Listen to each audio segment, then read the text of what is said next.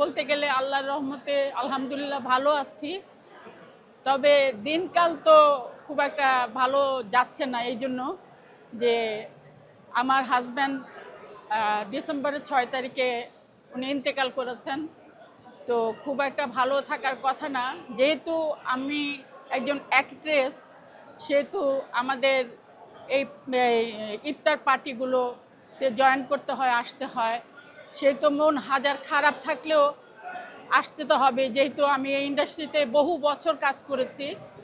এখানে আমার ছোটোবেলায় আমি এসেছি, এখনও পর্যন্ত স্টিল নাও আছি, তো এই জন্য এসছি। আর যদি বলো মন খুব একটা ভালো, যে তা না, খুব ভালো থাকার কথা না। এখনও আমার হাজব্যান্ডের 2 মাস কয়েকদিন হয়েছে, তার কথা সবসময় মনে পড়ে। একটা দুঃখের কথা আমি বলতে চাই তোমাদেরকে, যে আমার খুব দুঃখ লেগেছে। আমার হাজব্যান্ড কিন্তু এই ইন্ডাস্ট্রির একজন লোক ছিল, প্রযোজক ছিল, হ্যাঁ ডিরেক্টর ছিল। উনি অনেক ছবি বানিয়েছেন, তোমরা সবাই জানো, না জানলে দেখে নিও। উনি অনেকগুলো ছবি বানিয়েছেন, কো প্রোডাকশনের অনেকগুলো ছবি বানিয়েছেন, ঋতুপর্ণা থেকে শুরু করে জয়াপ্রদা থেকে শুরু করে সবাইকে এখানে এনেছেন। তবে উনি যখন অসুস্থ, তখন আমার ইন্ডাস্ট্রির লোকজন কিছু কিছু গিয়েছে, অনেকেই কিন্তু আমার হাজব্যান্ডকে দেখতে যায়নি। এবং উনি যখন মারা গিয়েছেন, তারপরেও ওনার জানাজাতে কাউকে আমি পাইনি, কাউকে দেখিনি, কাউকে ইন্ডাস্ট্রির কাউকে আমি দেখিনি। এটা আমার কাছে সবচেয়ে বড় দুঃখের ব্যাপার, দুঃখজনক। যে একটা জেমস গ্রুপ বলতে যে 4 জনকে বোঝায়, সে 4 জন হলো জসিম, আমান, বাবুল, গুই, মাহবুব আলম গুই, 4 জন ছিল।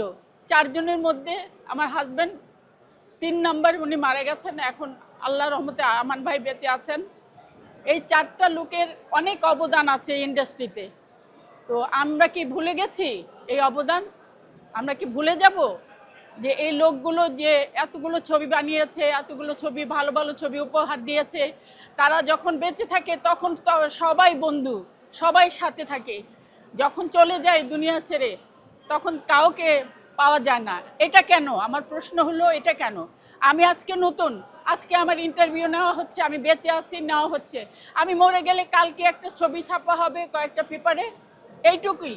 তারপর কিন্তু আমার নাম নিশানা সব মিশে যাবে। আমি চাই না কোনো শিল্পী, কোনো প্রযোজক, কোনো ডিরেক্টর, আমাদের ইন্ডাস্ট্রির যত লোকজন আছে, তারা এই ইন্ডাস্ট্রিকে ভালোবেসেই ইন্ডাস্ট্রির জন্য জীবন দিয়েছে, জীবন চলে গিয়েছে। তাদের সকলকেই স্মরণ করা উচিত। সারা জীবন যতদিনই তোমরা থাকো, তোমাদের পরের জেনারেশন যারা আছে, তাদেরকে তোমরা এই মেসেজটা দিয়ে যাবে, সারা জীবন যেন এই লোকগুলোর কথা তারা লেখে, বলে। বিকাশ পেমেন্টে 10,000 টাকার বেশি অফার, শপিং চলছে তো।